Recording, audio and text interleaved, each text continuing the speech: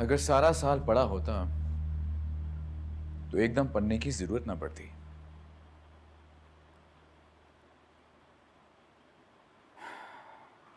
कितना पढ़ा है और तुम्हें कितना समझ आया होगा? दिखाओ जरा, मैं भी देखूं।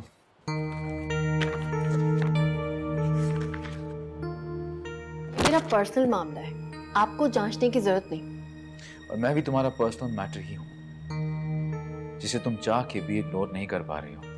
बराए मेहरबानी आप यहाँ से चले जाएं। मैं आपको पहले भी कह चुकी हूँ कि मुझे आपकी कोई बात और कोई वजाहत नहीं सुननी।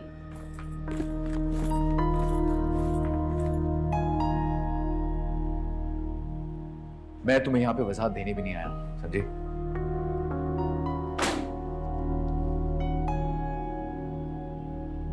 तो फिर क्यों आए?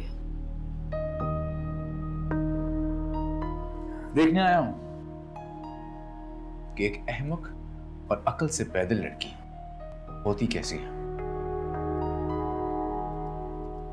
मुझ जैसी दिखती हैं अहमक लड़कियां, जो मर्दों के फैलाए हुए जाल में बहुत आसानी से आ फंसती हैं और अपना सब कुछ दांव पर लगा देती हैं। सही कहते हैं अकलमंद, जहां मोहब्बत की हुक्मरानी ना हो, वहां पे खौफ और बदगुमानी की हुक्मरानी होती है। मोहब्बत कहते किसी पता है आपको क्या है ये कैसा जज्बा है? इसे सींचने के लिए किन रवैयों की जरूरत पड़ती है आपको पता है? आप जैसे मुफाद परस्त और खुद पसंद लोग क्या जाने मोहब्बत।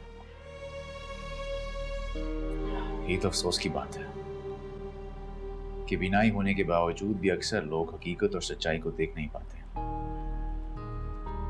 पहचान की नजर जरूरी है रोशाने। बेतबारी एक खुदरो झाड़ी की तरह होती है रोशाना। उसे जितना सींचोगी वो उतनी ही तेजी से बढ़ेगी और फिर एकदम जंगल की आग की तरह फैल जाएगी, और फिर जाने के बावजूद भी तुम कुछ नहीं कर पाओगी।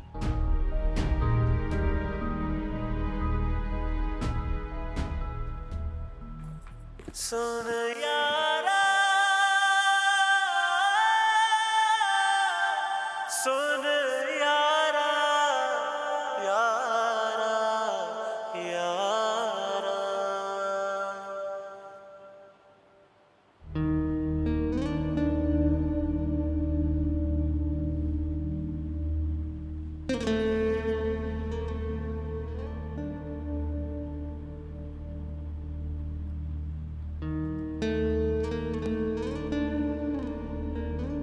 चाय। Thank you. मुझे लगा था आपको तलब हो रही होगी तो मैंने कहा मैं ले आऊं। वैसे तलब सिर्फ चाय की तो नहीं हो रही थी।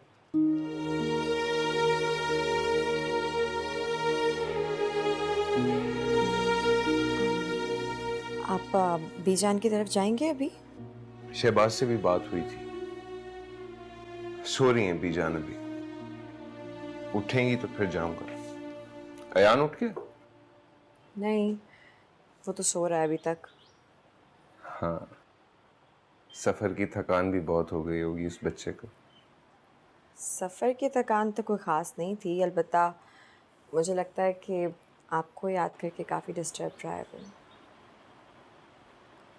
क्या तुम इस बात पर खुश नहीं हो कि अयान इस घर में खुश रहता?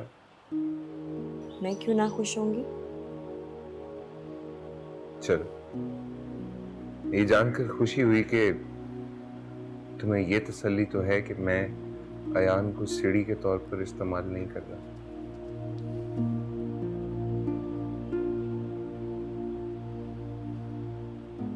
ऐसा हो सकता है कि ये सारी बातें आप बात के लिए संभाल कर रख लें। मैं ऑलरेडी बहुत टेंस्ड हूँ अभी। आई एम सॉरी, मैं तुम्हें डिस्टर्ब नहीं करना चाहता था। मैं जानता हूँ कि तुम्हारी सारी डिस्टर्बेंस की वजह मैं हूँ। आप नहीं है, मैं तलाल की वजह से बहुत परेशान हूँ। मुझे समझ में नहीं आ रहा क्या करूँ उसका। तलाल? क्या हुआ? तलाल और रोशानी के रिश्ते के बीच में बहुत फासले आ गए हैं। मुझे डर लगता है अब कि ये लोग अपनी मिसअंडरस्टैंडिंग की वजह से अपना नुकसान ना कर बैठे कहीं। खुलकर बताओ, बात क्या है?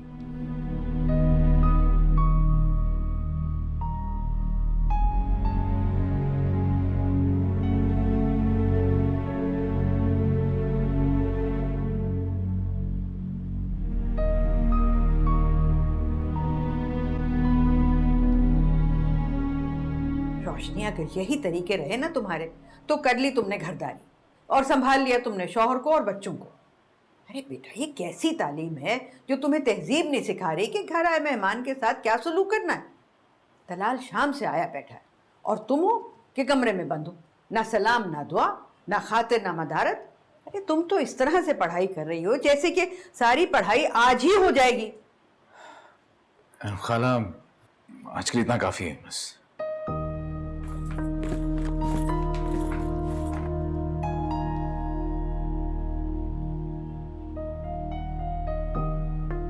मैं तो ये कहती हूँ कि ऐसी तालीम का क्या फायदा जो कि तमीज ही ना सिखाए।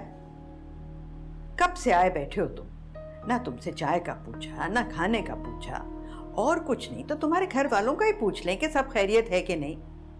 कुछ नहीं तो कम से कम लाली की सास का ही पूछ ले, इतनी बीमार पड़ी हुई है वो बेचारी। कोई बात नहीं खाला, सीख जाएगी। कब सीखेगी। और सुनो, खाना खा के जाना अब तुम। नहीं खाला, बस मैं चलूँगा। मेरी एक सर्जन से इम्पोर्टेंट मीटिंग है। असल में पीजान की रिपोर्ट कुछ ठीक नहीं आई।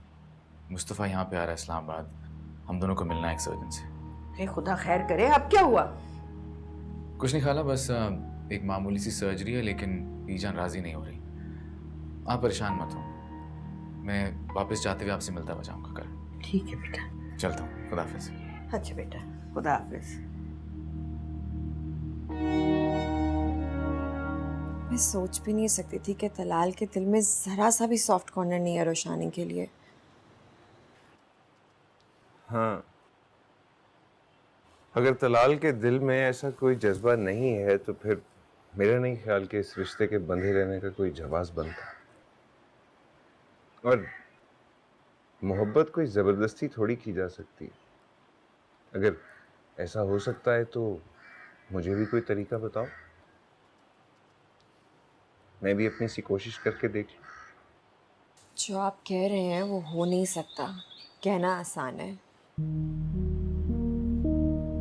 और अगर कहीं तलाल ने कभी भी ऐसा कुछ किया तो रोशनी मुकम्मल तरीके से टूट जाएगी। कोई भी नहीं मरता। रहा सवाल दिल के टूटने बिखरने का, तो दिल तोड़ने वाले को कब इस बात का ख्याल रहता है। सुन यारा